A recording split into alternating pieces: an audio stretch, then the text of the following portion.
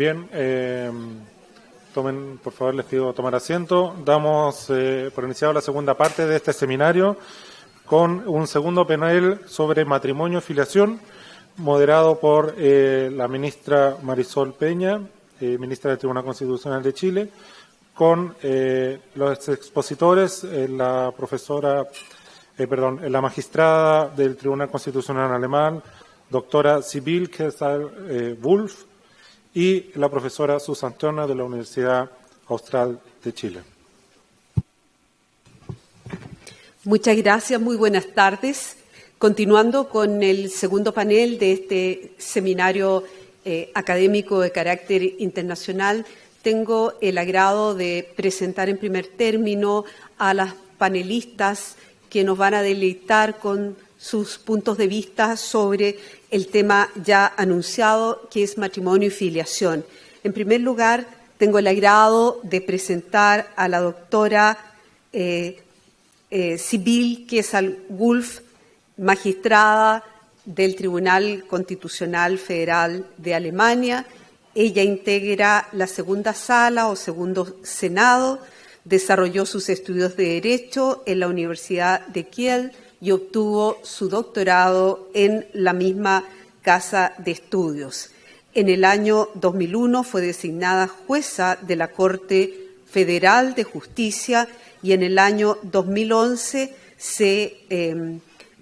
fue designada a su vez para presidir la Corte Federal de Justicia. En el año 2011, en diciembre, se integra al Tribunal Constitucional Federal de Alemania.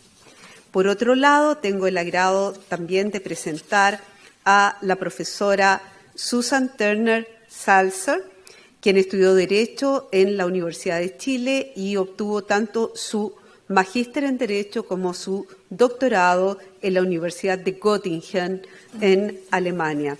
La doctora Susan Turner es profesora de Derecho Civil en la Facultad de Ciencias Jurídicas y Sociales de la Universidad Austral de Chile.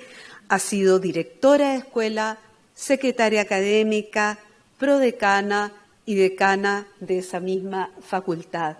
A ambas, muchas gracias por acompañarnos hoy día en la sede del Tribunal Constitucional de Chile.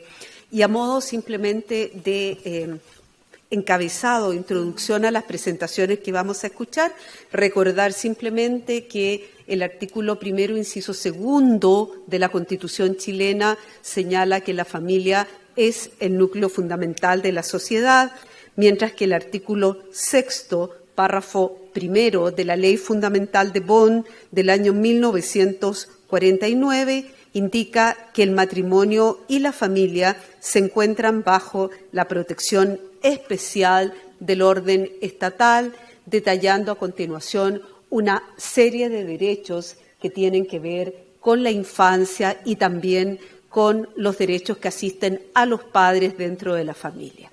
Con ese encabezado normativo, tengo el agrado de cederle la palabra en primer término a la doctora Susan Turner hasta por 10 minutos. Muchas gracias, ministra. En primer lugar, quisiera agradecer esta invitación que me permite estar en este panel. En esta exposición quisiera presentar y quiero hacer el énfasis en el verbo presentar, porque en 10 minutos no voy a alcanzar a entrar al fondo de ninguno de los temas o de los puntos que voy a insinuar. Un tema candente en Chile y me gustaría compararlo con la evolución que éste ha tenido en Alemania, con la intención de aprender o ver cómo en ese país se ha resuelto este tema. Y el tema al que me refiero es la relación que existiría entre la institución del matrimonio entre un hombre y una mujer, que en adelante denominaré matrimonio tradicional, el matrimonio entre dos personas de igual o distinto sexo, que en adelante voy a referirme a él como matrimonio igualitario, y las convivencias no matrimoniales, pero reguladas por el legislador y que denominaré convivencias. Es decir, cómo se vinculan este matrimonio tradicional, matrimonio igualitario y convivencias.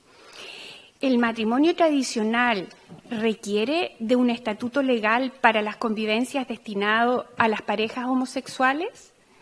¿La apertura hacia el matrimonio igualitario vuelve innecesaria la regulación legal de las convivencias? En Alemania, la evolución de este tema tiene algunos hitos destacables. La Constitución alemana consagra en su artículo 6 una garantía especial para el matrimonio y la familia. En este contexto, tanto la doctrina como la jurisprudencia judicial y constitucional desarrollaron las consecuencias que ese mandato de protección especial implica para el legislador. El matrimonio tradicional, entonces, goza de un estatus privilegiado como forma de organización familiar. En el año 2001 se dictó la Ley sobre Convivencias Debidamente Registradas. Los destinatarios de esta ley eran las parejas homosexuales que no tenían acceso al matrimonio tradicional y sus efectos de estas uniones eran similares a los del régimen matrimonial, pero no idénticos. En el año 2002, el Tribunal Constitucional alemán resolvió que esta ley no vulneraba la protección especial debida al matrimonio, desarrollando la idea de la imagen maestra del matrimonio, idea que reaparece en la sentencia del Tribunal Constitucional español del año 2012 y también de alguna manera en la sentencia chilena. En el año 2017 se dictó en Alemania la Ley sobre Matrimonio Igualitario. A través de la incorporación de una frase al Código Civil alemán, se consagró el derecho al matrimonio para parejas de igual o distinto sexo. Esta reforma se realizó sin modificación previa o correlativa de la Constitución. Es decir, hoy día la protección especial reservada al matrimonio en el artículo 6 de la Constitución alemana cubre tanto el matrimonio tradicional como el igualitario. La otra cara de la incorporación del matrimonio igualitario en Alemania se refiere a las convivencias registradas. En esta perspectiva, el legislador ordenó un distingo. Las convivencias ya constituidas siguen existiendo, pero los convivientes tienen el derecho de transformarlas en un matrimonio si así lo declaran ante el registro civil. Para el futuro, en cambio, no pueden constituirse nuevas convivencias registradas. Por lo tanto, el matrimonio igualitario de alguna manera subsumió a las convivencias y cualquier pareja que desee validar jurídicamente su unión a través del matrimonio tendrá los mismos derechos y obligaciones. ¿Cuáles son los rasgos que me parecen destacables en esta evolución? En primer lugar, y desde el punto de vista constitucional, que la existencia de una norma expresa que ampara al matrimonio de manera privilegiada no fue un inconveniente para la regulación de las convivencias. En este punto, la sentencia del Tribunal Constitucional fue clave. En segundo lugar, y ahora desde el punto de vista civil, la solución legal generó un panorama jurídicamente muy, por llamarlo así, pulcro. ¿Por qué? Porque antes del 2017 existían dos instituciones conviviendo sin superponerse ni confundirse. Matrimonio para parejas heterosexuales con todos sus efectos y convivencia registrada para parejas homosexuales con una constelación de efectos menores. Después del 17, matrimonio para todos, como se le conoce allá, sin perjuicio de que la protección de la familia se extienda a otras formas de organización. Revisemos ahora el panorama en Chile. Bajo una norma constitucional que protege a la familia en general, sin mención expresa del matrimonio, el Código Civil define el matrimonio tradicional. En el año 2011, nuestro Tribunal Constitucional declaró que tal definición no vulnera la garantía de la igualdad, sin entrar en consideraciones del fondo. En el año 2015 entró en vigencia la Ley de Convivencias denominada Acuerdo de Unión Civil, cuyos destinatarios son tanto parejas homosexuales como heterosexuales. Los efectos de estas convivencias son similares a los del matrimonio, salvo en lo que respecta a la filiación. Entonces, bajo una protección amplia de la familia, el legislador reconoce dos instituciones, matrimonio y acuerdo de unión civil, que conviven y que en cuanto a sus destinatarios se superponen parcialmente. En efecto, en Chile una pareja heterosexual puede contraer matrimonio o puede constituir una UC, y en cambio una pareja homosexual solo puede celebrar este último. Esta solución parece quedar a medio camino para todas las posiciones en pugna. Para los defensores del matrimonio tradicional, la existencia de una figura como la UC entre personas de distinto sexo implica una amenaza para el matrimonio, tanto porque confiere una alternativa con efectos similares para ellas, como porque legaliza una especie de matrimonio en tono menor para las parejas homosexuales.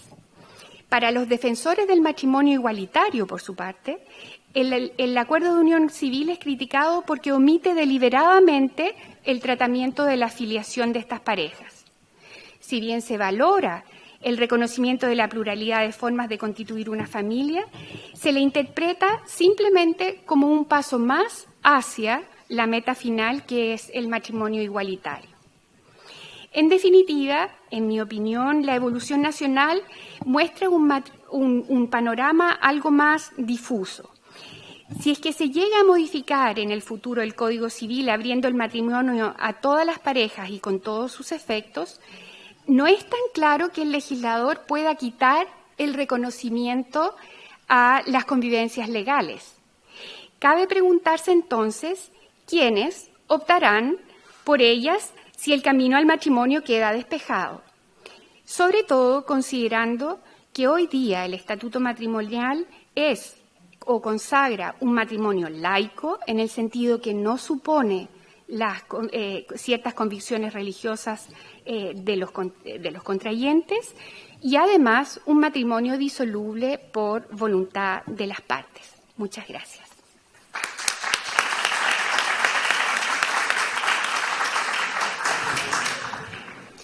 Muchas gracias a la profesora Susan Turner. Tengo el agrado de dejar ahora con la palabra a la doctora y magistrada del Tribunal Constitucional Federal de Alemania, doctora Sibyl Kesselwolf. Ja, meine Damen und Herren, Damas y caballeros, einerseits eine por un lado, es una gran tarea de hablar de matrimonio y familia en 10 minutos, con una prioridad sobre las nuevas formas de la convivencia y hacerlo todo en una velocidad de habla para que nuestras intérpretes puedan trabajar de manera más o menos agradablemente. Por otro lado, la profesora Turner ya ha hecho mi ponencia porque ha presentado la situación alemana. Entonces yo voy a tratar de reanudar con esto y detallar un poco más este tema. Si hace unos 30 años, hace una generación, hubiesen preguntado cuáles serían las formas de vida fuera del matrimonio de la familia clásica, entonces solo se habría podido decir la convivencia entre hombre y mujer fuera del matrimonio. Esta forma de vida estaba determinada por el deseo de vivir sin judicialización, prescindiendo de la protección legal del matrimonio al nivel del derecho legal común, común como también el derecho constitucional. Sin embargo, esto no se pudo mantener. Aún aquí surgieron cuestiones jurídicas que eran parecidas al matrimonio y que solamente se podían resolver a través de las reglas del derecho civil o público. Y los juristas no serían juristas si no hubiesen dado un nuevo nombre a esta nueva forma de vida, la unión no matrimonial, y si no se hubiese creado de esto una institución jurídica casi al umbral del matrimonio light y en peligro de sobrepasar ese umbral, aunque las vinculaciones de un matrimonio no era lo que querían las partes involucradas. Sin embargo, la convivencia no matrimonial puede servir como ejemplo y como introducción a nuestro tema de hoy, las formas de vida nuevas en el contexto de la familia, del matrimonio, se generan de un cambio societal, de las opiniones más liberales, son expresión y conclusión de este proceso.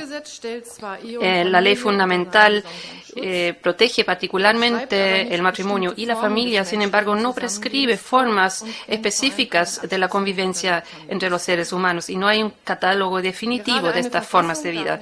Una constitución no debe ser estática, tiene que poder reaccionar frente a los cambios societales, no debe permanecer en el statu quo, no debe fosilizarse.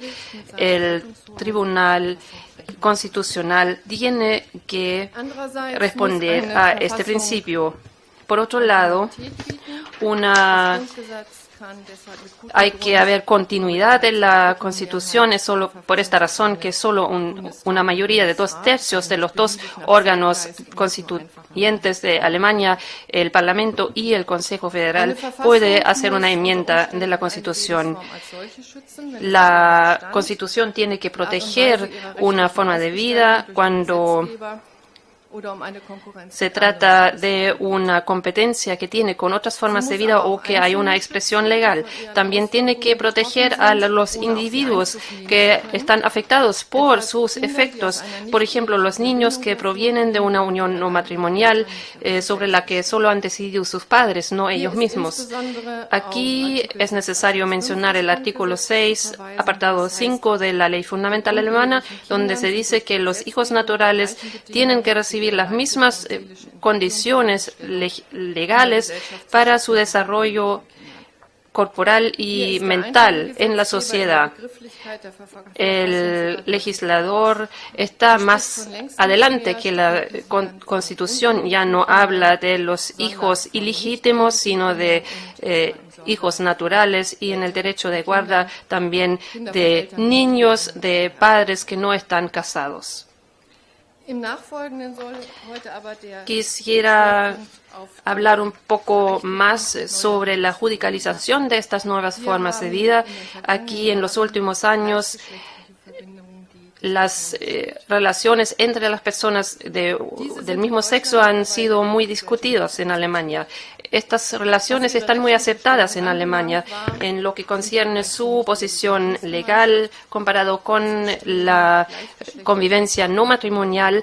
Estas parejas querían lo contrario, ellos querían una judicialización y no salir de ella. El legislador ha creado un instrumento que ha sido reservado para estas parejas personas del mismo sexo, la unión civil registrada. Sin embargo, también se ha exigido lo que se llamaba el matrimonio gay, la plena igualdad, que está ya realizada, como hemos escuchado, en el derecho común. En el Código Civil alemán, a partir del octubre del año pasado, dice que el matrimonio puede ser entre dos personas del mismo o de un sexo diferente de por vida.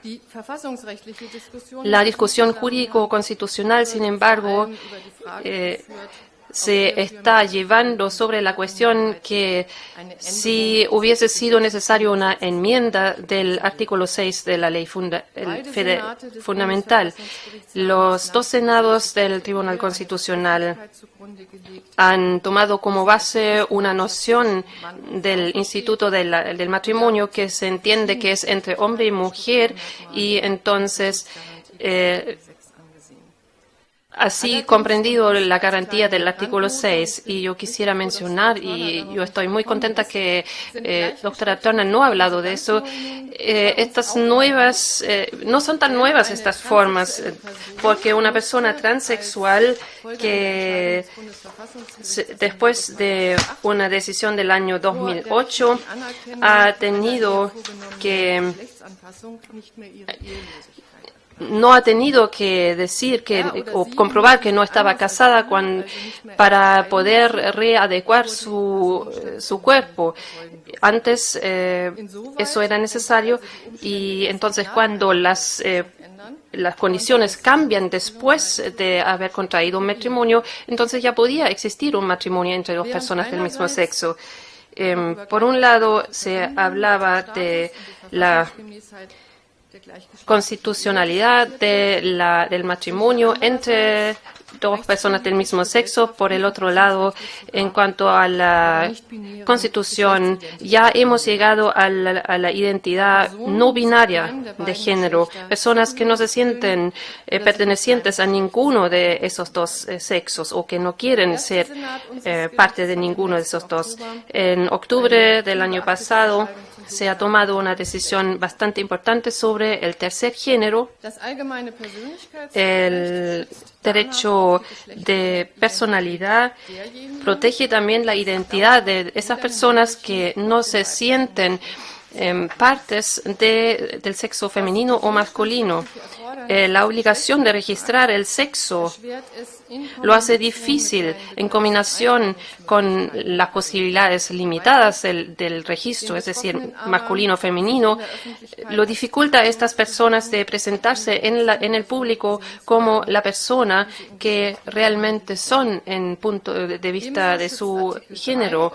El artículo 3 de la ley fundamental también protege a las personas que no se sienten identificados ninguno de esas dos posibilidades frente a la discriminación.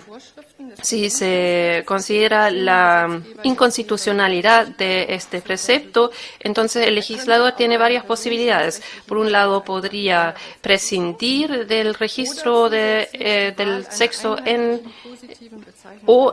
el estado civil, o podría haber una tercera posibilidad positiva y tiene tiempo hasta el 31 de diciembre del 2018 para realizar esto. Y finalmente tenemos un desarrollo que no habíamos previsto entre los padres e hijos. Están lo que se llama las familias homoparentales, donde hay una pareja homosexual que tiene hijos, y las familias queer, donde las parejas homosexuales o lesbianas desean niños y van a tener queer babies. La paternidad social, biológica y de derecho podría diferenciarse no solamente en la teoría y en el derecho, sino también en la práctica. El Tribunal Constitucional ha abierto la adopción sucesiva, es decir, la adopción de un niño que ha sido adoptado por uno de los dos de la pareja, también por la otra parte, bajo el principio de igualdad del artículo 3. Casi aún más interesante que la justificación constitucional son las declaraciones sobre la noción de padres y de familia en el artículo 6. Dos personas de un mismo sexo que no solamente están reconocidos de manera social, familiar, sino también por el derecho común, como padres, también son padres en el sentido constitucional. Y aquí no establece que se debe tratar de dos personas de un sexo diferente. Una pareja con un niño que ha sido adoptado por uno de los dos y en una comunidad familiar, y cuando no están en una relación biológica con estos padres, no son los padres, pero forman una familia que está protegida por el artículo 6, apartado 1. Pero para terminar, volvamos a a la convivencia entre las personas del mismo sexo, cómo nos acercamos como legislador a una nueva forma de vida para los que los afectados desean un marco jurídico. La cronología de esta convivencia lo muestra claramente. El legislador, en nuestro caso del 2011, que también se ha 2001 en primer paso, en 2005 en un segundo paso, ha creado la unión civil por un derecho simple.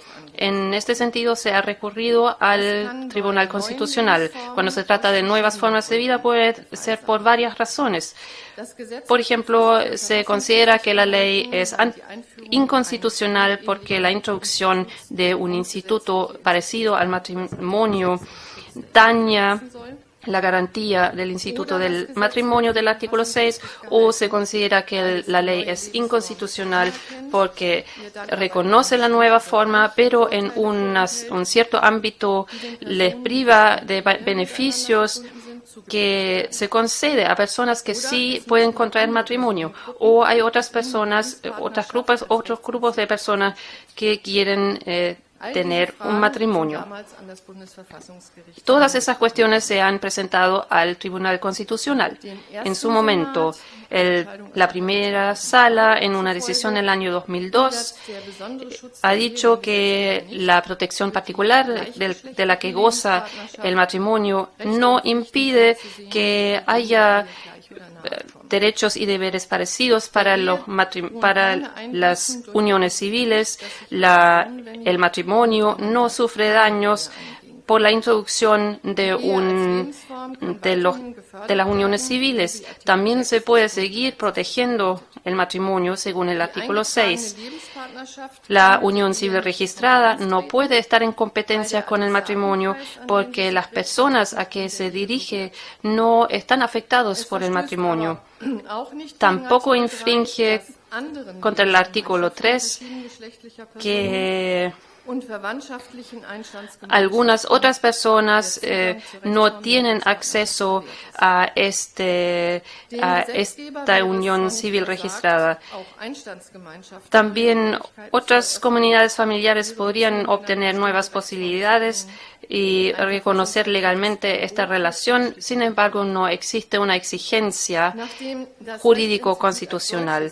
Después de que el Instituto Jurídico había sido aprobado por el Tribunal Constitucional, después había que saber cómo o si el legislador quería conceder los mismos derechos a la unión civil y al matrimonio en otros ámbitos.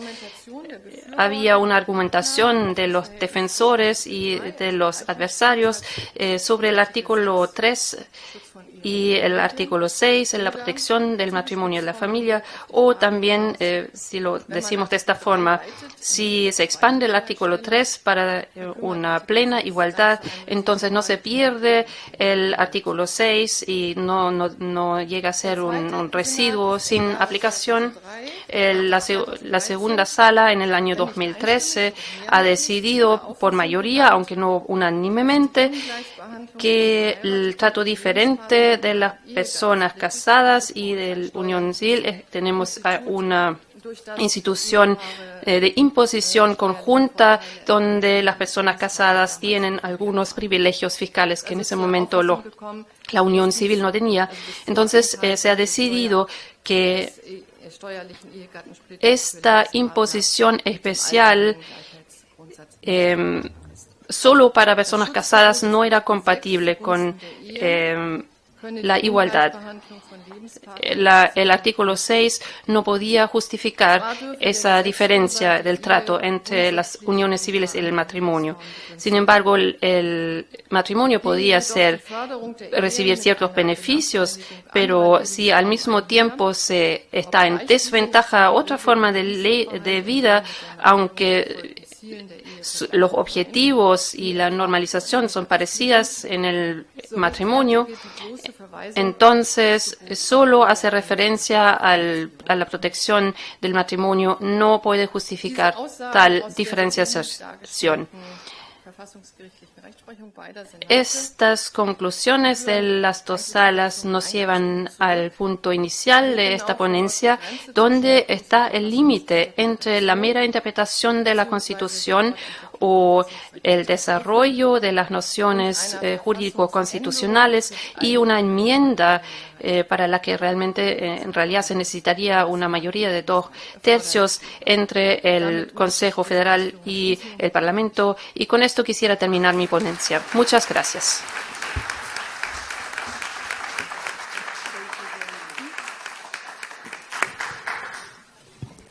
Quiero agradecer muy especialmente también la ponencia de la doctora Kesal Gulf. Para efectos de cerrar este panel y dar inmediatamente paso al que sigue, solamente decir que me parece que quedan abiertas por lo menos un par de cuestiones. Uno, el debate siempre presente en materia constitucional entre originalismo y la idea de living constitution, o sea, una constitución abierta y flexible para ir acogiendo los cambios que la sociedad va presentando. Y, en segundo lugar, cómo a través de un desarrollo constitucional, en muchos casos de derechos implícitos en la Constitución, como es el derecho a la identidad personal, tal como lo ha reconocido el Tribunal Constitucional chileno, puede irse logrando también un tratamiento y acogimiento constitucional de algunas nuevas realidades. Señoras y señores, muchas gracias por su atención. Invito a este podium, a esta testera, al ministro Gonzalo García Pino, al profesor Eduardo Aldunate y al doctor Johannes Massing del Tribunal Constitucional alemán.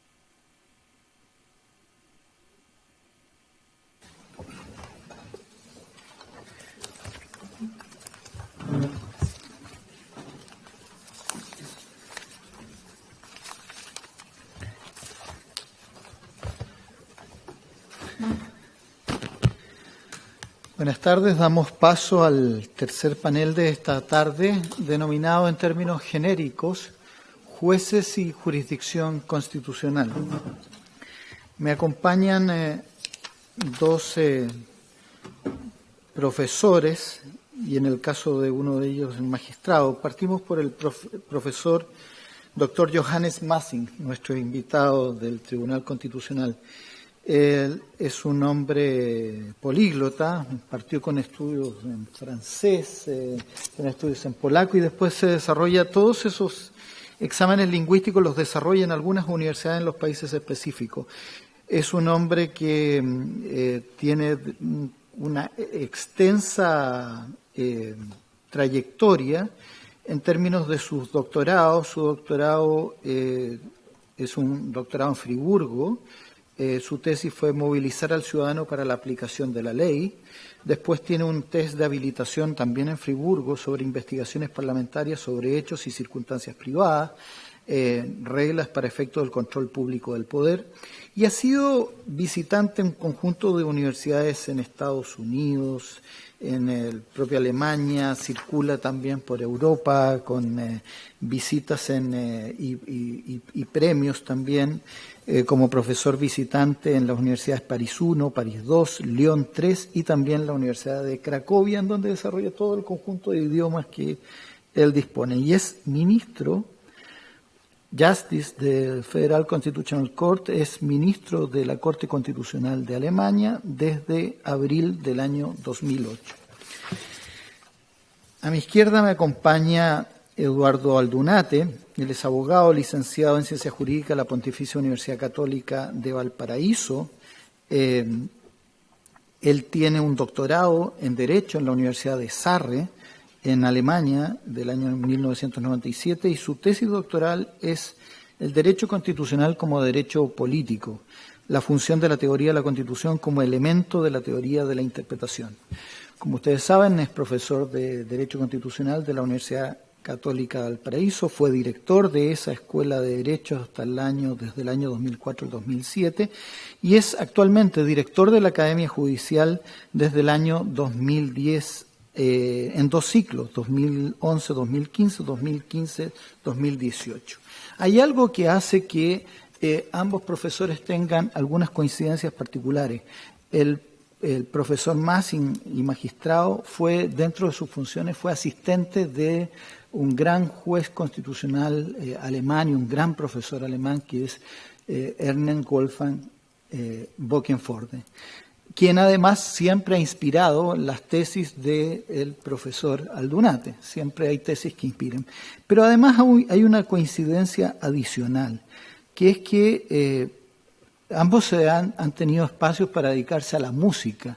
Son intérpretes en música, entiendo yo que son pianistas, lo cual ya revela que el exceso de interpretación los han llevado a límites insuperables.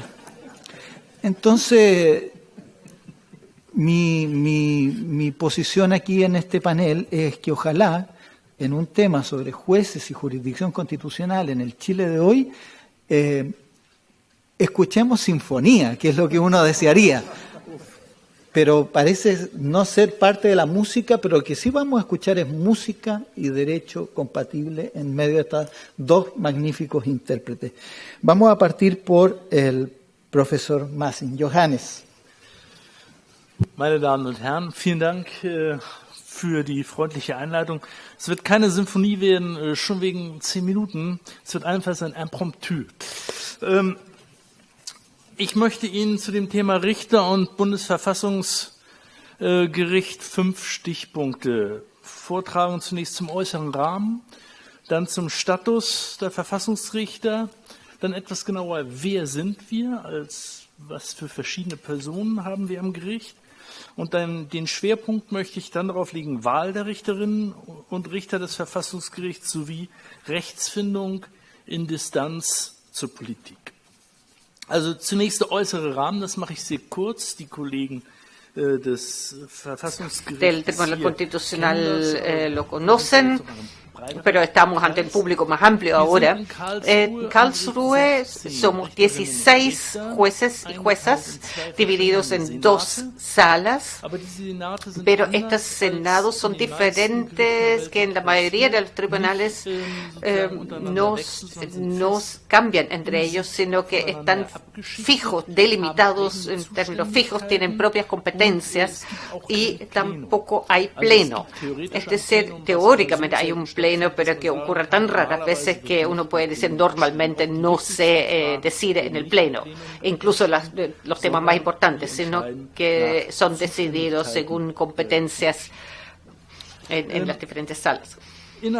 Dentro del tribunal hay 3 secciones para cada sala, compuesto por 3 jueces cada una, es decir, un juez o una jueza están en 2 secciones, por ejemplo. Estas cifras muestran una particularidad del tribunal también en todo el sistema de la República Federal cuando lo comparamos con los tribunales especializados. Nosotros también tenemos un Tribunal Supremo, o más bien 5 máximos tribunales según área, y para señalar solo uno, el máximo tribunal civil y penal, es la Bundesgerichtshof, tiene más de 20 salas con 130 jueces federales y también el Tribunal Federal Laboral, Financiero y Administrativo, etcétera. Es decir, tenemos una cantidad enorme, unos 300 jueces federales entre todos esos tribunales, máximos tribunales. Y por eso nosotros somos un tribunal pequeño con 16 jueces. Y eso ya muestra nuestra función especial, sobre todo si tenemos conciencia de que nuestro tribunal tiene una perspectiva muy específica, es decir, solamente la perspectiva constitucional, pero eso, que nuestra comprensión de los derechos fundamentales y el derecho procesal es tan amplia que en el fondo nuestro tribunal puede examinar cualquier resolución de cualquier tribunal. Eso con respecto al marco externo. En mi segundo punto, el estatus de los jueces, duración del cargo, etc. Nosotros somos todos miembros todos los miembros del tribunal son jueces auténticos. Condición para ser juez es haber estudiado derecho, tener una formación para el juez.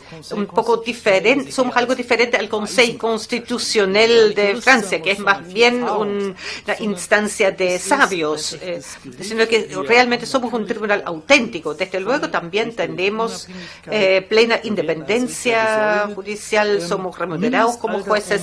La edad mínima para poder acceder al tribunal es 40 años y la duración en el cargo son 12 años sin reelección.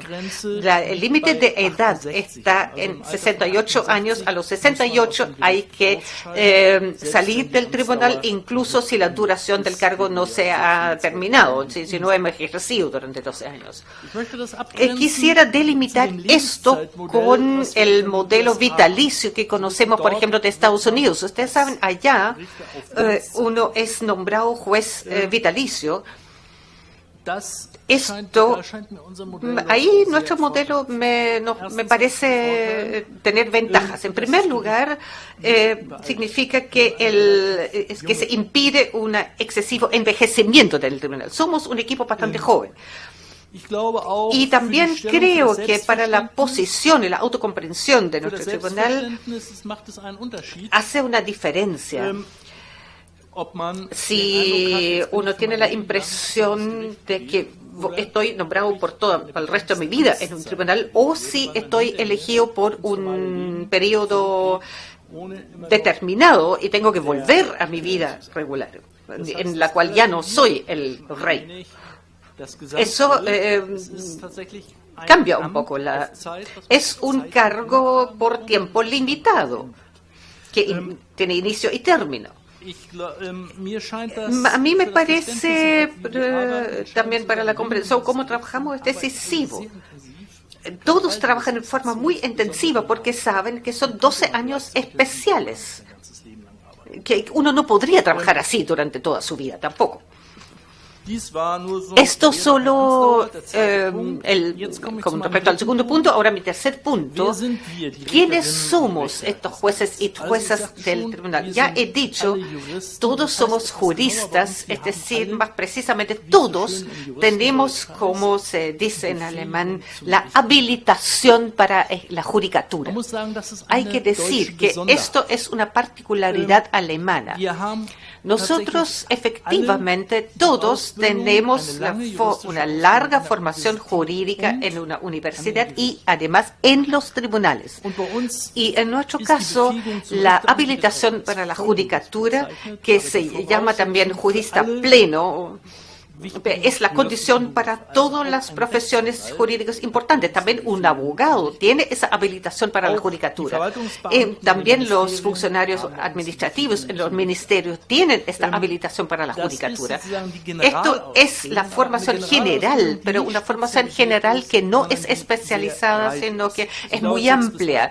Dura entre 6 y 8 años.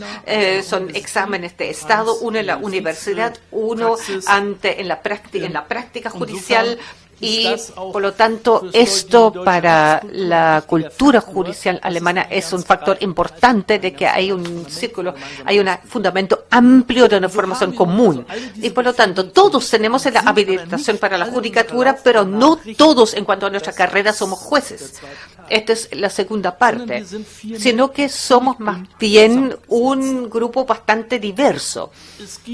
Hay en cada sala 3 jueces, como nosotros los llamamos, que esas son las personas que, o juezas, obviamente, Estos son aquellos o aquellas que después de su formación como juristas se fueron a la justicia, comenzaron en la primera instancia, en la segunda, en algún momento llegaron a un máximo tribunal, ya han tenido un alto nivel de responsabilidad judicial y luego fueron nombrados para el Tribunal Constitucional. Pero ellos solamente son 3 en cada sala. Los otros provienen de otro entorno jurídico, sobre todo también de universidades. Esos son los profesores, jueces profesores, pero no solamente profesores, también había otros, no tan a menudo, podría ser más frecuente, pero también hay jueces que tienen sobre todo una carrera administrativa o han tenido, o otros también con experiencia política, también políticos profesionales, pero obviamente solamente si tienen esta formación jurídica y la práctica jurídica, si la han tenido. Pero no hay regulación legal de cómo debe ser la composición. Hay una regla, sí, deben ser 3 miembros de cada sala, deben provenir del sistema judicial, ser jueces. Esto obviamente ya es, en cuanto a la composición personal, una gran diferencia con respecto a la composición en los tribunales especializados, como la Corte Suprema, donde las personas desde un principio han sido socializados en la judicatura. ¿Por qué es así? Esto tiene que ver con lo que he dicho al principio. Los tribunales especializados, por un lado, y un pequeño tribunal constitucional, por la otra.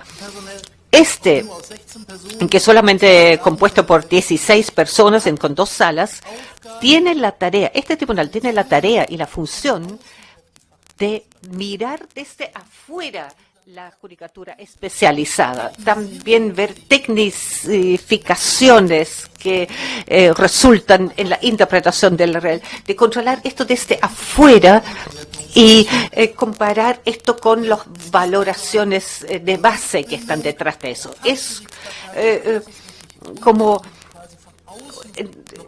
comparar los tribunales especializados y su jurisprudencia con los valores de la Constitución.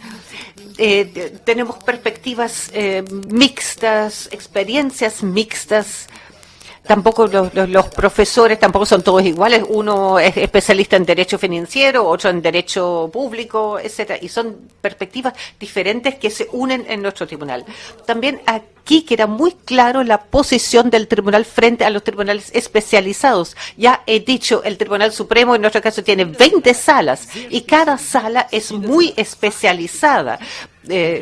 Los jueces en estas salas y juezas en estas salas, hay muchas juezas en el BGH, en la Corte Suprema Alemana,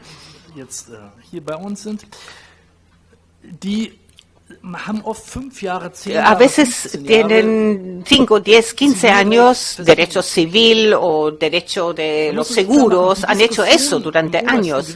Por lo tanto, la discusión en nuestra Corte Suprema, las discusiones son mucho más técnicos. Algunos más precisos quizás que las nuestras, pero es otra perspectiva. Nosotros tenemos la perspectiva desde afuera, que ya no pregunta por esta precisión.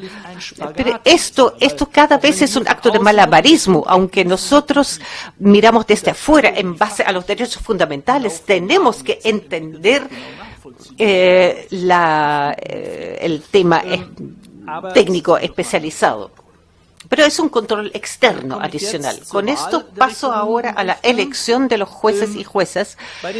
En todo esto podemos ver que es una cuestión desde afuera, examinando si los valores básicos en la aplicación del derecho corresponden a la Constitución. Esto necesariamente tiene una dimensión política. Y nuestro presidente ya ha dicho en forma muy clara o descrito esa tensión que existe. Cualquiera de estas resoluciones tiene una dimensión política, no se toma de acuerdo a criterios políticos, sin embargo. Justamente en esta dimensión es importante que la elección al juez tiene una dimensión política y que por lo tanto es importante a quién se elige como juez constitucional. Y la situación jurídica, en nuestro caso, trata de recoger esto en la medida de crear reglas de acuerdo a las cuales las diferentes tendencias políticas que existen en el país se reflejan en el tribunal de alguna manera. Eso quiere decir, se hace, es parte de los criterios. No es que se diga, solamente tomamos los mejores sin tomar en cuenta. Esto no juega ningún rol. He hablado con el presidente del Consejo Constitucional de Francia sobre eso, que dijo, en nuestro caso, una politización como esta no lo hacemos. Solamente los mejores entran a nuestro Consejo. Pero lamentablemente, entonces, ahí los mejores, sorprendentemente, siempre pertenecen al color de los partidos que están en el gobierno. Y en Alemania ahora tenemos la solución legal que ha tenido buenos frutos hasta ahora y que ha contrarrestado una politización del tribunal, que la mitad de los jueces son elegidos por el Parlamento y la otra mitad por nuestra segunda cámara, el Bundesrat, con una mayoría de 2/3. El resultado es que si hay que elegir los jueces con una mayoría de 2/3, eso es imposible de hacer sin involucrar a la oposición integral. Y finalmente esto ha llevado a que en la práctica hasta ahora que los grandes partidos que hasta poco eran bastante, tenían claramente más peso en el Parlamento que los partidos más pequeños, respectivamente proponían 4 jueces para cada sala, que la otra parte no simplemente asumió en forma ciega, sino que analizaron las personas, pero en principio reconocieron que esto es un candidato, por ejemplo, de los conservadores, o esto es un candidato de la tendencia socialdemócrata, y en el fondo lo aceptamos, a no ser que sean personas que nos parezcan como muy expuestos. También hubo casos así, entonces, pero en principio se reconoce, y lo sabemos en el tribunal, que eso es oficial, cualquiera lo sabe, lo pueden leer en los diarios, y que en cada sala nuestra hay 4 rojos y 4 negros, o 4 conservadores y 4 progresistas. Es como una... Pero en primer lugar, así se puede describir desde afuera. Muchas veces existe el problema que los partidos pequeños han tenido más fuerza y ahora han tenido en común que eran los grandes partidos los que tenían el derecho de nominar candidatos. Y esto fue un poco complicado, pero la idea básica fue que los jueces no dependen de la respectiva mayoría, sino que independiente de las mayorías tenemos una cierta estabilidad interna. Es un contramodelo al modelo americano, donde la idea es que el presidente elegido democráticamente nombra a las personas que actúan también después de su cargo. En Francia esto está distribuido en 3 instituciones. Pero al final también la idea es que las viejas mayorías continúan de alguna manera. Nosotros más bien queremos estar independientes de la respectiva mayoría y esto ha funcionado hasta ahora. Pero el modelo implica muchos requisitos y recoge las tendencias políticas en 2 grandes tendencias, conservadores y progresistas. Si esta tipificación pierde su relación con la realidad, pierde su justificación. Y otra condición es que los 2 bandos políticos estén dispuestos a la cooperación. En Estados Unidos también existía una regla por un tiempo donde se requerían mayorías calificadas, donde el otro lado dijo, no, nosotros vamos a bloquear todo. Y si eso ocurre, no va a seguir funcionando esto. Esto requiere, por lo tanto, presupone cultura política.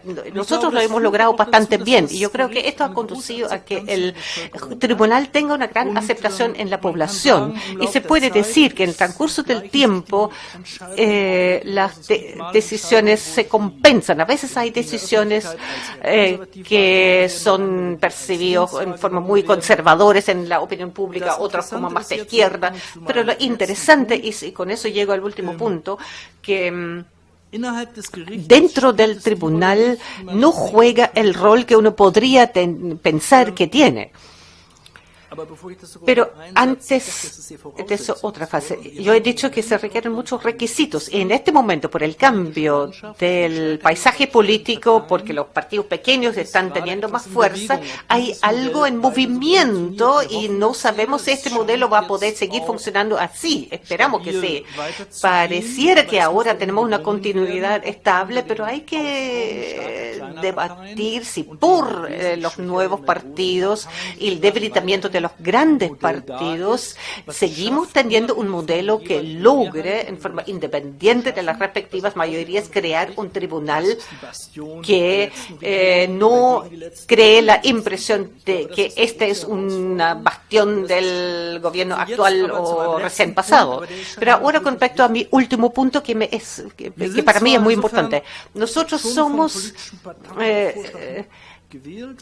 elegidos por representantes políticos, pero nosotros no nos decidimos con criterios políticos, no nos entendemos como representantes de partidos políticos. Realmente lo rechazo.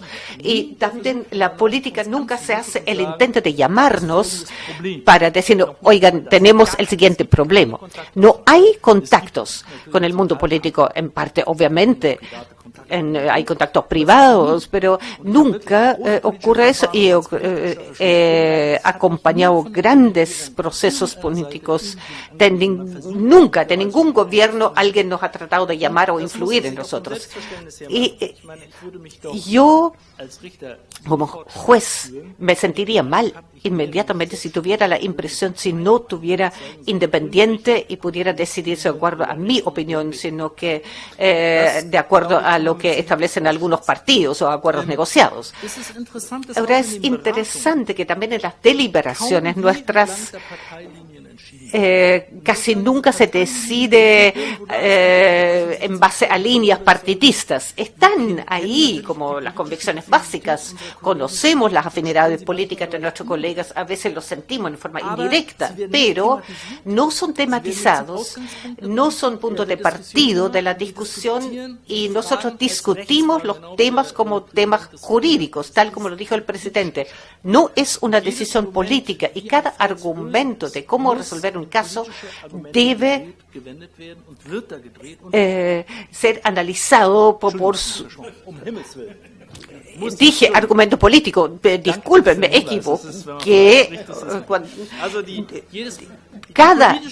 Los aspectos políticos deben expresarse en argumentos jurídicos o criterios constitucionales y solo como tales se discuten. Y es una característica importante de nuestras deliberaciones que estas son la búsqueda de una decisión apoyada por todos. Discutimos muchas horas, a veces días enteros, y tenemos disposición al acuerdo negociado. No queremos en el sentido de intercambiar argumentos. Sí, al discutir largamente uno puede encontrar algún camino en común y nos entendemos como un tribunal que decide como tribunal. Esto es la diferencia con el derecho anglosajón. No nos entendemos como que somos 8 jueces o juezas que como persona deciden sobre lo que infieren de la Constitución, sino que nosotros nos entendemos como tribunal que actualiza lo que estaba dispuesto en la Constitución. Por eso, por lo general, es difícil de ver quién votó cómo. Y en el modelo anglosajón es impensable. Ellos piensan que es parte de la responsabilidad democrática del juez de decir yo voté así o así. Por lo general, nosotros no decimos quién votó cómo. Es muy importante para ser libre también dentro de la propia sala, para quizás retirar ciertas opiniones y opinar de otra manera. Acercarse dejarse convencer por el otro y llegar a una resolución del tribunal. Ahora bien, existe la posibilidad del voto especial. Hay que entender, es una particularidad de la jurisdicción constitucional en Alemania. En nuestro caso existe, es una última reserva para nosotros. No, es bastante importante para la discusión interna porque hay aspectos que son importantes para uno mismo que nadie más tocó. Entonces dice, yo voy a escribir un voto especial para que los otros tengan que tomar en cuenta este aspecto. Y por lo general, solamente se redacta un voto especial para pensar que aquí hay un tema tan importante, que hay un disenso tan profundo que necesito expresarlo. Y con un tribunal constitucional tan fuerte como el nuestro, es lo adecuado, porque tenemos que decidir cuestiones que tienen efectos políticos amplios. En este sentido, nuestra deliberación apunta al acuerdo, digamos, a encontrarnos en una resolución común. Nuestro presidente ya dijo que es una especie de interacción, solamente decidimos en base a la ley, pero con consecuencias políticas.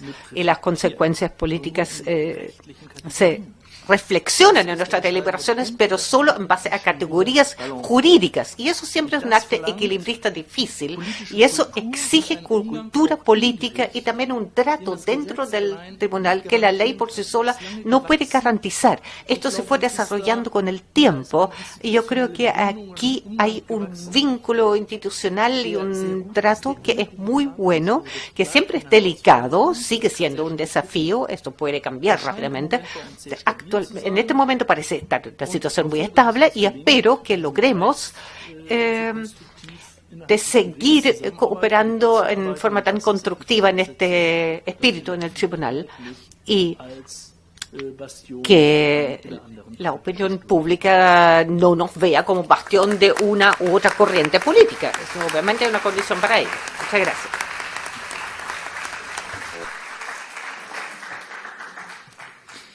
Ahora tiene la palabra Eduardo Aldunate. Tja, was soll ich nun spielen, Profesor Maaßen? Lo que quería decir, lo ha dicho en un 50% ya el presidente Voskuhle en su presentación inicial, y del 50% que me quedaba, la mitad lo ha dicho el juez Maaßen, por lo tanto me queda bastante poco. Quisiera comenzar agradeciendo la invitación al presidente del Tribunal Constitucional chileno, ministro Aróstica, y al ministro García por la invitación, y me congratulo de participar en esto que yo creo que debe ser una histórica visita de una parte tan importante de los ministros del Tribunal Constitucional Federal a nuestro país. Qué bien y muchas gracias que han llegado a esta olvidada esquina del mundo. Va por el tiempo justamente en mi caso a ser una especie de obertura allegro troppo, pero solo eso, solo la obertura. En un tema de este módulo, la relación entre juez y jurisdicción constitucional, tratando de hacer una exposición que convoque a ambas partes del seminario, tanto a nuestros visitantes como a los que estamos en casa, particularmente porque para nosotros ha habido en el último tiempo una particularmente intensa discusión, los últimos 6 u 8 meses, a partir de decisiones del tribunal que han sido controvertidas. En el derecho público alemán es una discusión que arranca desde hace mucho más tiempo, al menos a la reunión de los profesores de Derecho de Estado en la jornada de Viena en 1928. Muchísimo tiempo sobre ser y desarrollo de la jurisdicción estatal. En torno a una misma tesis central, trataré de mostrar cómo para una misma pregunta las respuestas pueden diferir tomando en cuenta los contextos históricos, políticos e institucionales que a su vez difieren en nuestros países, dejar planteado quizás los elementos para una futura discusión que veo, sin embargo, que se ha adelantado ya. Quizás hubo algunas respuestas a temas que yo iba a plantear. La premisa central es que para hablar de jurisdicción y de tribunal, conceptualmente debe existir un tercero imparcial que decía. el concepto tradicional, la decisión de un tribunal no es un mero acto de voluntad, sino que corresponde a una función de aplicación del derecho, para lo cual existe una palabra en alemán que es Rechtsanwendung, o el equivalente nuestro que sería el Jurisdicere, o la jurisdicción en la Rechtsprechung, que es además como comienza el capítulo 9 de la Ley Fundamental de Bonn. Y de hecho se define, de acuerdo al uso más general o estándar, un tribunal, ¿no es cierto?, estoy siguiendo aquí la obra de Klaus Stern, como hay un tribunal cuando jueces dotados de imparcialidad y de independencia pueden decidir de manera vinculante qué es lo que es el derecho a partir de ciertas normas jurídicas. En el caso de la jurisdicción constitucional, el derecho que debe aplicar el juez, el tribunal, es la Constitución, la fuente de todo el ordenamiento jurídico. Pero una tesis que quiero sostener es que el juez, en cuanto ciudadano, siempre resuelve en alguna medida como parte, en causa propia. Resuelve sobre las condiciones y reglas en que se aplicará su Constitución a su propia comunidad y, por lo tanto, sobre las condiciones en que deberán vivir en esa comunidad el mismo juez o la misma jueza, todas las personas que quieren o que no quieren y los valores que les importan. Por lo tanto, en estricto rigor, no es causa ajena, no es el mismo sentido de la causa propia de una causa civil o una causa penal, pero tampoco está tan lejana como debiese estar desde la perspectiva de un juez que no tiene ningún interés en el resultado del juicio. Y aquí solo quiero hacer una pregunta. ¿Sería mejor reconocer a la figura del juez constitucional un rol especial como configurador del orden político en vez de perseverar en sostener su legitimidad como órgano de mera aplicación del derecho? ¿Es efectivamente, como se dijo en la discusión entre guerras en Alemania, legislación bajo un procedimiento judicial? Si fuera así, habría que revisar las categorías teóricas a partir de las cuales arranca su legitimación un tribunal constitucional y las que fijan su carácter de tribunal. Sin embargo, y esto es lo que ya ha sido mencionado, a esta pregunta hay que agregar que en la teoría jurídica contemporánea no hay discusión o no parece haber discusión sobre la naturaleza de la operación de aplicación del derecho. Ella siempre implica un acto de concretización de las fuentes del ordenamiento en el cual opera un margen de configuración por parte del juez, al menos en sus opciones interpretativas. Si esto es así, el hecho de que un tribunal incorpore opciones que puedan llamarse políticas no es un punto que pueda reprocharse, particularmente a los jueces constitucionales, mientras esas opciones puedan considerarse fundadas en el derecho, que creo que recorre como un leitmotiv las exposiciones que hemos escuchado hasta ahora. Solo queda entonces la cuestión de su carácter de parte, al menos matizado. Pero, ¿en qué casos se le reprocha este carácter? Las críticas pueden provenir de distintos orígenes, pero suelen ser más ásperas cuando la opción del juez constitucional sale al paso y se opone a la voluntad de la mayoría legislativa. En el lenguaje utilizado en Chile, cuando opera como un poder contramayoritario, contra la mayoría legislativa. Lo curioso de esta crítica es que si se instaura un órgano de jurisdicción constitucional, su función precisamente será operar ocasionalmente como un poder contrario a la mayoría. Ya el presidente Voskuhle nos decía que esto no era lo usual, sino que era ocasional, ¿no es cierto? Sería bastante absurdo basar el principio de legitimación de un tribunal constitucional en la idea de que debe inclinarse ante la mayoría parlamentaria al dictar sus fallos. Y esto no porque el concepto sobre el que reposa el tribunal defina precisamente una función en contra de la mayoría, sino porque la función de la fuente del derecho que le corresponde aplicar, la Constitución, va en contra de la mayoría.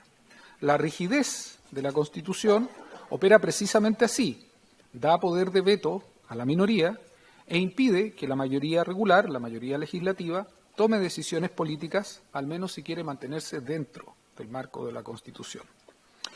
Por lo tanto, en el producto de su función, el juez constitucional, incluso cuando produce un resultado esperable y por lo tanto legítimo, debe enfrentarse a un reproche de legitimación del principio mayoritario que, bien observado, es una queja por tener una Constitución rígida con mecanismos jurídicos de su protección. La cuestión podría resolverse como un problema de educación cívica. El profesor Massing ha mencionado la idea de cultura política. como una cuestión de educación cívica, una respuesta honesta a la pregunta de si realmente queremos instituciones jurídicas de control de constitucionalidad. Sin embargo, la cuestión de legitimidad del juez de cara a la jurisdicción constitucional reposa sobre dos supuestos o condiciones cuya concreción difiere radicalmente entre Alemania y Chile. La primera, como ya se ha dicho, es que la decisión política del juez se mueva dentro de aquello que puede ser considerado una decisión jurídica, ¿no es cierto? El estrecho pasillo de la decisión a que hacía referencia el presidente, ¿no? ¿Y qué es aquello que sea una decisión jurídica? Está dada por una praxis social e institucional que puede ser más o menos rica, más o menos densa. La idea de que la elección de los jueces constitucionales recaiga sobre juristas, abogados, abogadas, jueces y juezas que tienen una cierta trayectoria y gozan de un reconocimiento social por su carrera profesional o académica, descansa en la premisa de que este reconocimiento es correlativo a la sintonía existente entre las aptitudes y el desempeño que ha tenido el juez o el académico a lo largo de su carrera y el ethos imperante sobre el discurso jurídico y la praxis argumental vigente, lo que Hassemer llama el habitus. Una de las razones del reconocimiento interno del que goza el Tribunal Constitucional alemán y del prestigio de que goza en el exterior ha de deberse, en parte importante, al hecho que los juristas alemanes se encuentran insertos en una densa red de exigencias teóricas y dogmáticas de las que deben dar cuenta o en las que deben insertar las creaciones con que quieran justificar innovativamente sus sentencias. Existe un método, una Methodenlehre. Uno de los grandes problemas con los que se enfrenta la jurisdicción constitucional chilena es la falta, en muchos ámbitos, de densidad y profundidad teórica y dogmática de las herramientas que maneja, al punto que la mayor parte de ellas son de importación y muchas veces una importación sin los elementos del contexto. Baste citar aquí una antigua sentencia del Tribunal Constitucional en que, para justificar el hecho de que cuando un partido no alcanza el 5% de los votos en una elección se disuelve, desaparece como partido, se tomara como referencia el umbral de representación parlamentaria del 5% que existe en Alemania, que cumple una función completamente distinta. Aquí en Chile, si usted no lo alcanza, desaparece como partido. Una forma de mostrar qué es lo que significa este tipo de importaciones, ¿no es cierto? Un entorno exigente de doctrina constitucional puede disciplinar el carácter de parte de un juez constitucional. Estoy de acuerdo. Evitar que se transforme en un partisano y acotar sus opciones a aquellas que son aceptables para la comunidad jurídica. El segundo supuesto o condición tiene que ver con lo que se espera de un tribunal constitucional, cuestión indisolublemente ligada a la historia constitucional del respectivo país. Alemania tiene una interesante historia constitucional en torno a la construcción de un Estado, que hoy llamamos de ese modo, y que hace tan solo 150 años era todavía un conjunto de estados que, aunque estrechamente vinculados, no constituían una unidad política, cuando Chile ya contaba justamente con medio siglo de vida independiente. Pero sus grandes conflictos armados han sido externos, los de Alemania. Incluso el nacionalsocialismo llegó por medios pacíficos a hacerse del poder. Chile, en cambio, ha tenido una guerra civil importante en 1891 y una experiencia traumática con el golpe de Estado de 1973, como conflictos constitucionales en sentido amplio. Lo que quiero decir es que mientras en Alemania la Constitución ha sido una herramienta para ir construyendo unidad y consenso, piénsese solamente en la teoría de la integración de Rudolf Menck, no la comparto, pero es una muestra de esto, y que hoy la ley fundamental goza de una generalizada aceptación. Mientras eso sucede en Alemania, en Chile la Constitución ha sido por momentos importantes el objeto de desacuerdos que han llevado a su colapso y se encuentra hasta el día de hoy en entredicho. Puede ser importante mencionar aquí a nuestros visitantes que Chile ha vivido en los últimos 4 años una experiencia constituyente o pseudo-constituyente que podría ser calificada en un sentido metafórico como traumáticamente superficial o, citando a Kundera, insoportablemente leve. Lo anterior puede tener importancia en la forma de entender la función de los jueces constitucionales. Al menos una parte de la doctrina en Alemania atribuye a la jurisdicción constitucional la tarea de contribuir al consenso constitucional. Esta idea ha sido tomada en el constitucionalismo comparado, pero a veces de manera irreflexiva.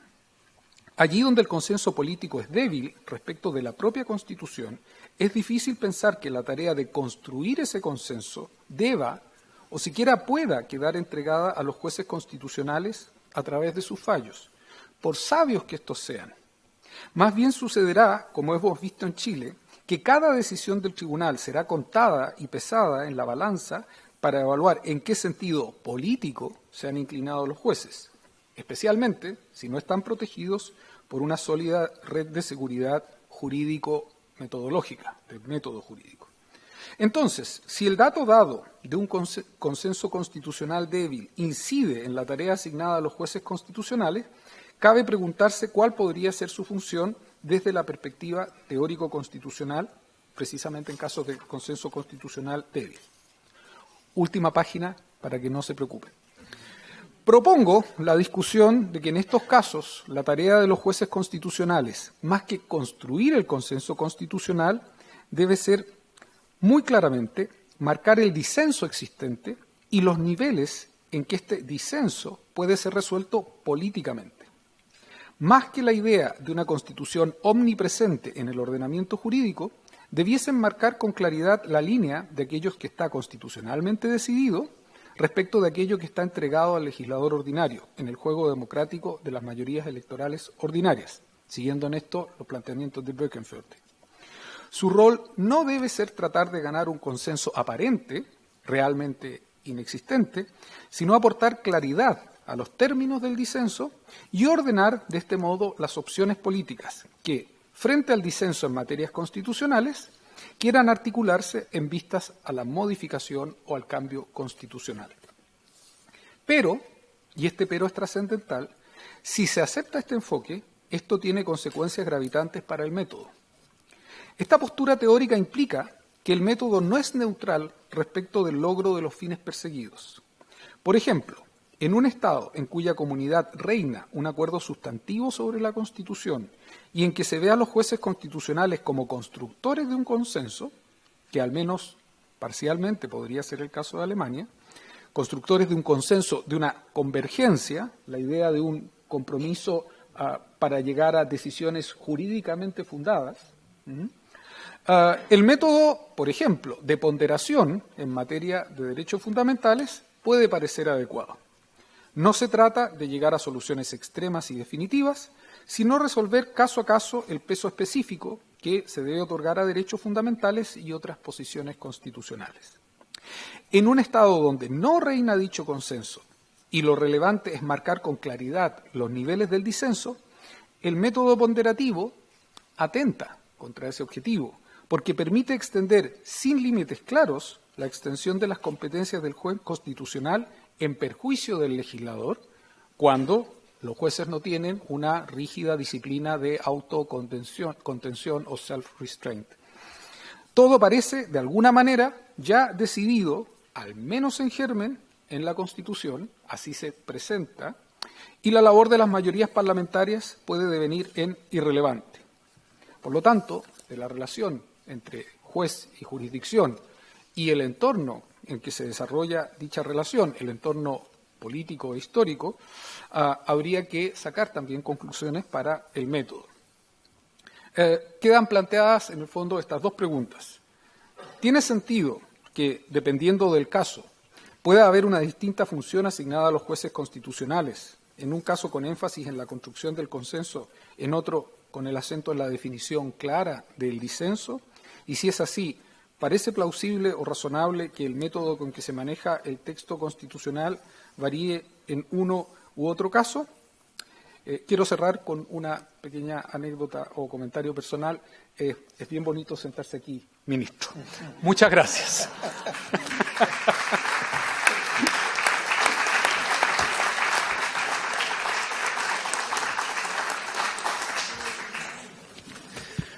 Bueno, cerramos este ciclo y simplemente quiero hacer una alusión al sentido con el cual tuvimos esta parte del seminario. Hay una exposición final que está pendiente, pero digo una palabra. En Chile no hay más de 30 juristas que hayan sido doctores en Derecho y que hayan estudiado en Alemania. Y eso para cualquier disciplina jurídica. Y quisimos entender que esta parte del seminario, el mejor homenaje que le podíamos hacer al Tribunal Constitucional Federal Alemán era tener a aquellos que han sido formados con el grado de doctor en Alemania en esas disciplinas, para dar cuenta de que incluso en las cosas que duelen, en las cosas que nos sorprenden, en las cosas que son difíciles, es perfectamente conciliable academia y Tribunal Constitucional. Así que agradecemos a todos los doctores chilenos que han tenido la oportunidad de exponer acá, han tenido una magnífica colaboración y, por supuesto, esto siempre nos eleva las condiciones del debate al máximo nivel, pero nunca al nivel de poder interpretar una obra en piano, por supuesto. Muchas gracias a ustedes.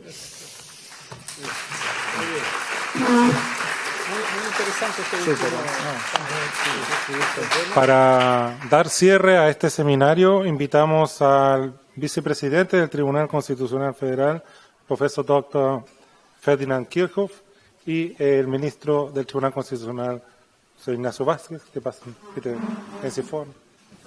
Bitte.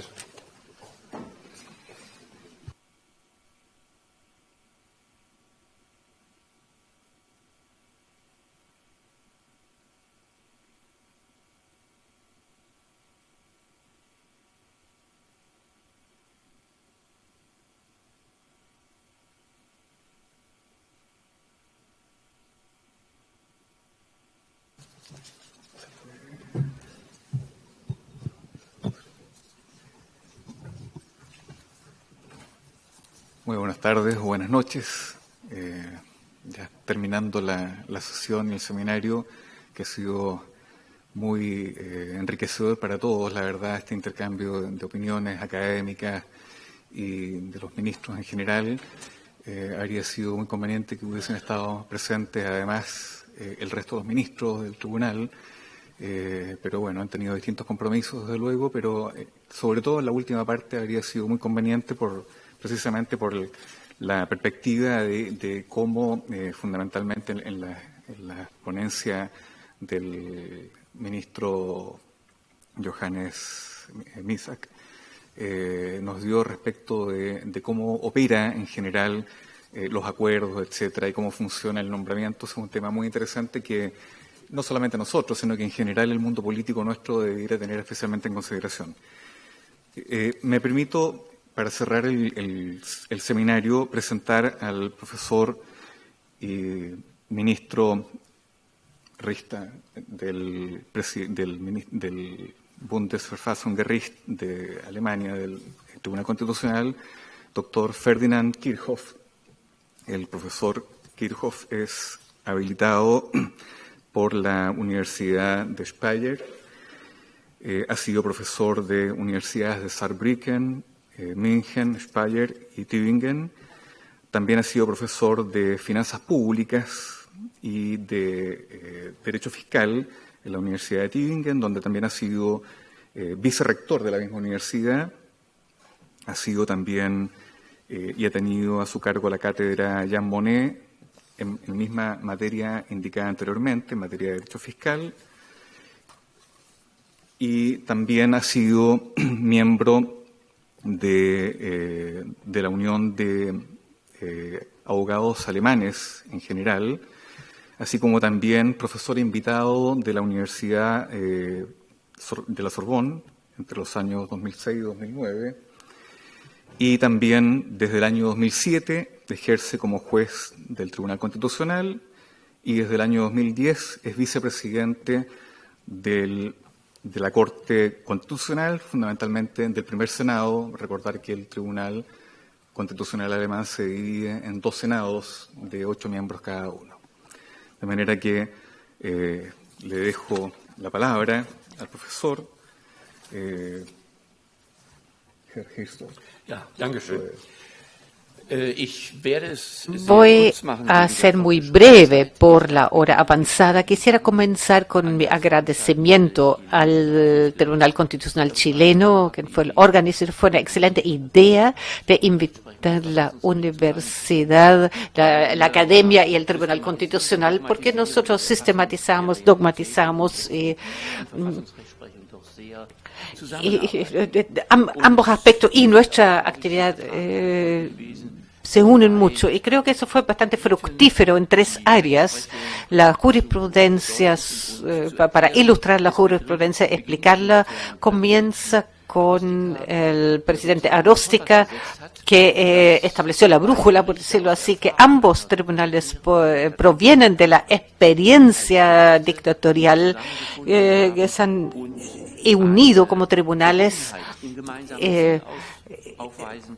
y tienen puntos en común de realizar el Estado de Derecho constitucional, de proteger los derechos fundamentales. Luego nuestro presidente Fosculale con el delicado problema parlamento, legislación, esta relación entre ellos y la jurisprudencia, que el tribunal alemán deja la prerrogativa al Parlamento, que le deja un margen de apreciación y que el tribunal se concentra en el control de constitucionalidad y no entra en decisiones políticas. Y esto se ve también en las muy pocas declaraciones de inconstitucionalidad de leyes que realizamos. Es decir, somos muy cautos en este aspecto. El tribunal alemán, en sus fallos, siempre se esforzó por fortalecer el Parlamento. La mayoría de los fallos van en la dirección de que el Bundestag toman en cuenta que el Parlamento quiere asumir su función y mejorar las leyes. Queremos un fuerte legislador y un fuerte tribunal. Yo creo que así el Estado constitucional funciona. Luego pasamos al derecho penal, que eso fue el tenor básico, el llamado al legislador de hacer algo o ser cauto en determinadas áreas. Nosotros estamos en esta área. Solamente me llamaron la atención ciertas frases latinos, las que estoy citando. En diferentes variantes se ha llamado al legislador de decidir él mismo lo que es punible. Se le ha llamado a no penalizar complejos enteros, como por ejemplo en el derecho administrativo contencioso se llamó a la jurisprudencia de ser muy cauta en el caso de tipos que sin la jurisprudencia son imposibles de aplicar o interpretar. Por ejemplo, en el tipo de la administración desleal, la tesis que un derecho penal solamente es admisible donde hay terceros que tienen perjuicio en su autonomía, en su libertad. Yo creo que esto estaba un poco dirigido al legislador alemán, que el derecho penal solamente se puede convertir en protección de bienes jurídicos, se tiene que tener más. Última ratio, como derecho penal, que el derecho penal no es un derecho penal moral, solamente los valores sociales de la comunidad son importantes, y el principio de culpabilidad como límite material en orientación al hecho menos y no tanto al autor. Lo siguiente fue la delimitación de la convivencia a nivel jurídico. Yo creo que esto es un ámbito que está en desarrollo como ningún otro. Actualmente, hace 30 años era casi idílico, teníamos un matrimonio que era bien definido. Ahora esto se rompe todo, la convivencia no matrimonial, convivencia matrimonial, unión civil, como con una regulación legal que se quiere lograr, otras convivencias que no quieren ser reguladas, y diferencias donde solamente se protege la familia. Acá en Alemania se protege la familia y el matrimonio, y el problema y acá es que si uno quiere ofrecer a las parejas homosexuales cómo se puede resolver la transición. Nuestro problema es que el artículo 6 de nuestra ley fundamental, que también protege el matrimonio, dice que lo que dice con respecto al matrimonio heterosexual, algunos dicen que el artículo 6 prohíbe el matrimonio entre sexos iguales, otros dicen que no se refiere a esto y otros dicen que hubo un cambio en la sociedad y por eso el artículo 6 protege ahora también el matrimonio entre parejas del mismo sexo. Tenemos un desarrollo en el panorama. Esto es también una tarea para la jurisprudencia constitucional que tiene que acompañar los acontecimientos actuales, donde la sociedad misma o también el legislador a veces no saben qué hacer. Ahí espero que tenemos una tarea importante y con los últimos jueces y jurisdicción, el señor Massing, me alegró mucho que usted haya dicho que el Tribunal Constitucional numéricamente pequeño debe controlar la constitucionalización de los tribunales máximos que son mucho más grandes y eso lo hacemos a través del amparo constitucional individual.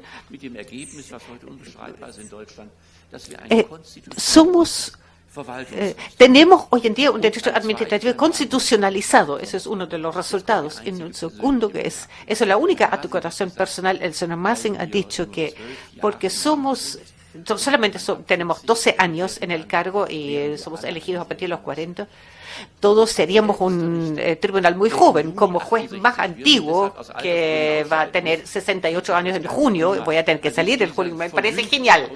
Voy a salir rejuvenecido de esta sala, esto me encantó. Y si un juez dice eso, está bien, ¿no? Y el señor Aldunate luego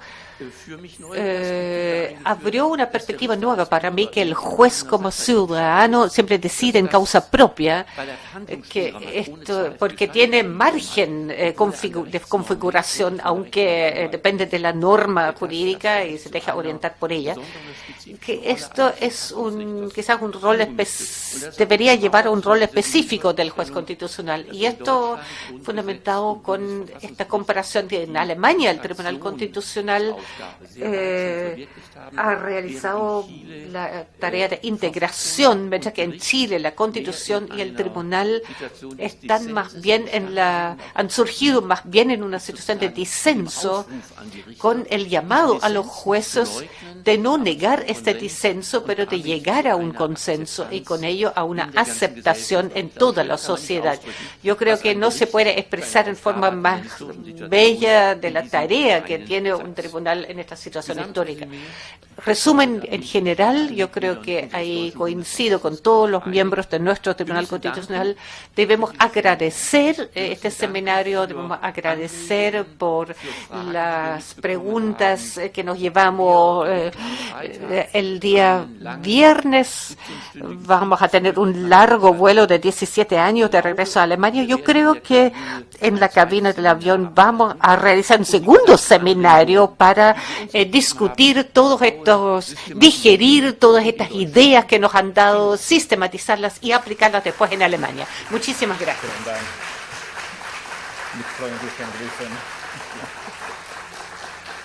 Bueno, agradecemos al profesor Kirchhoff y desde luego agradecemos a cada uno de los participantes y ministros del Tribunal Constitucional Alemán y a cada uno de los asistentes a este seminario que se han mantenido acá firmes durante todo este tiempo. Así que, bueno, esperamos que haya sido gratamente enriquecedor este seminario y, desde luego, para nosotros como ministros ha sido también de la misma manera. Muchas gracias.